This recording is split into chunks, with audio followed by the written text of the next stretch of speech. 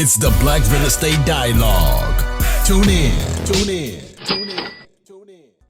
So one thing I'm picking up is that each step you just figure out what you need to know and just proceed, and I think that is something that is very important just to remain flexible, just to remain creative, because as you get to new levels in real estate or get into different kind of investments, it's very likely you're going to need a new strategy or that what you used before might not apply to what you have in the future. So I think it's great that very early on you picked up that habit. Yes, something I always tell people is know your weakness and then seek out how to fix it. So you have to always be self-aware of what's pulling you down and find ways to fix it. Definitely. One thing you also mentioned is Section 8. There's a lot of misconceptions about Section 8, and it's unbelievable the misconceptions people discuss regarding Section 8. Can you share some misconceptions you've heard and why Section 8 is such a great option as a real estate investor? Yeah, so with the BRRRR strategy, the one thing that people are afraid of is the leverage, so many loans. And Section 8 is really the answer to that. I have over 6 million in loans and I am very comfortable with it. I don't even think about it because I get automatic payments from the government. So every first of the month, money's there. I pay my bills on the 5th, all of them. It's enough to cover the mortgage, the insurance, the taxes, everything.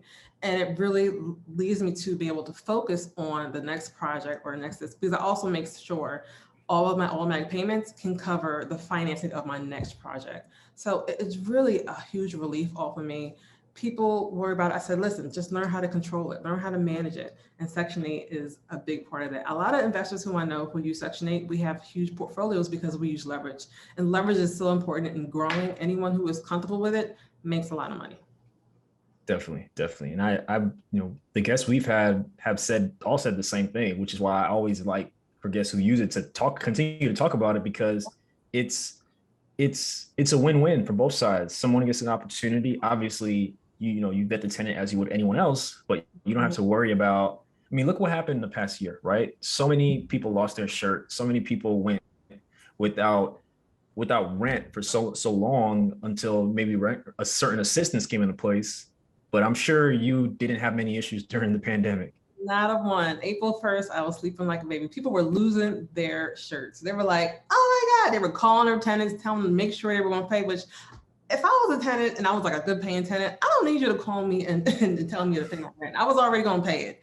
But people were freaking out. And I was just so relieved that I already relied on Section 8 and didn't have to worry. So ever since then, I've been getting all kinds of calls to do presentations and tell them about the program, because I have to clear up the misconceptions like we talk about. People just assume that people are bad, but as long as you screen your tenants, there are plenty of good people out here who just don't have any money, or they're on Social Security or disability, or they're retired, just don't have enough money and they're on a program. There's other people that are veterans that are on a program. So there's a lot of good people on the program. You just have to still screen. That is it. Definitely. Definitely. So what are some challenges you experienced in your first few years investing that helped you moving forward? So I think the biggest challenges is always the money and the contractors. So I went through 5 contractors before I got my star. And you just have to always keep recognizing that they're not for you. It's almost like dating. You got to just dump the one who's not for you and trust that the right one is out there for you. And that's what I did. I just kept going through new contractors. And my 5th one was the one, and we were rock and roll for 10 years. Now, this past year, and I swear it's because of COVID, people were in quarantine. He's getting a divorce and my electrician are getting a divorce. And my last project has been a nightmare because I don't have my core people because having a good contractor is key. So once you get your money down pat, once you get your lenders, your credit cards, and your refinance, and then you get your contractor, you are set. So as long as you keep working, keep searching, you have a discipline and a motivation to make it happen, you will be successful. So it's all about trial and error and getting your team together. But those are the biggest pain points that I see. And get those early and you'll be in good shape. Definitely. It seems like contractors can be a challenge for people to find, especially those who are newer or just in general, really. Do you have one or two tips that you would give people to help as they're looking for and vetting contractors? Yeah, so I think one of the main things is knowing your contractor's motivation. You have to make sure you have a contractor who's motivated.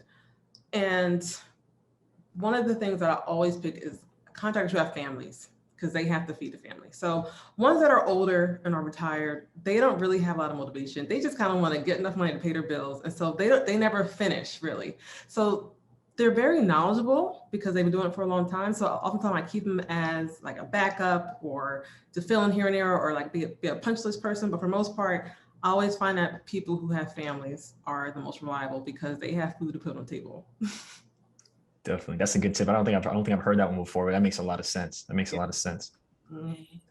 The only Makes a bad lot of thing sense. about that is because all my contractors have families, we were Yeah. all in a bind during COVID because they Yeah. had school. So it was a catch-22. It's like they're good people, they're motivated, but we just couldn't. So we all had the same problem. So we were all very understanding. They would say, I'm sorry, she had to go to work today. And I was like, I understand. It's like we're all going to be paying for this. So I get it. When I took up my last few projects, I got them because of COVID, because the financing had fell through for so many people. As soon as COVID happened, a lot of lenders had dried up. And so I was able to get a really good deal, it was a steal. And I knew that because my kids would probably be home, which they were, and my contractors had the problem, I already assumed that there were going to be a lot of losses in this project, but it would still be worth it. So going to this already understanding the deal, I'm actually almost finished with the project, but COVID has been a blessing and a curse, obviously.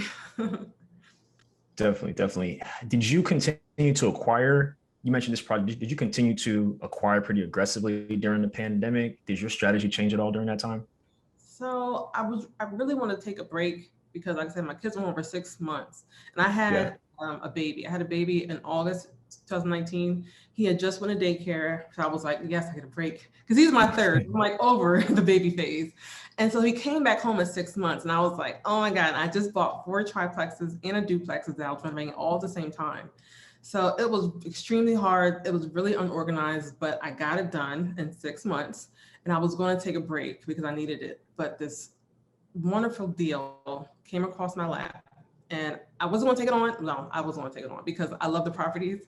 And it was for a great deal, like I said, because people's financing just wasn't coming through. It had been through so many hands. And then finally it fell into mine.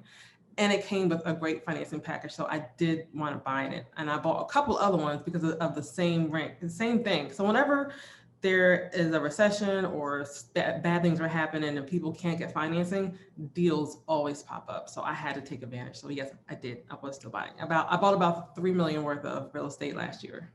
Wow. Were these mostly like multifamily units? Yeah, I pretty much mostly do multifamilies. It was 4 units, a triplex, and an 8 unit. Got it. All in the Philly area? Yeah, it's all in Philly. Got it. Wow. So it's interesting because we've had a couple of guests who similar things happened. They have been grinding for however many years, Mhm. and they were in a position, thankfully, where they were liquid enough or were able to kind of move things around and take advantage of everything that transpired last year. So it's great to hear that you were able to do the same thing. Yeah, I always tell people strive to be a prime borrower. You can get in there with a no-doc lender because the money's easy, but as soon as things get tough, they go away. So you have to make sure you can appeal to a prime lender and get financing when other people can't.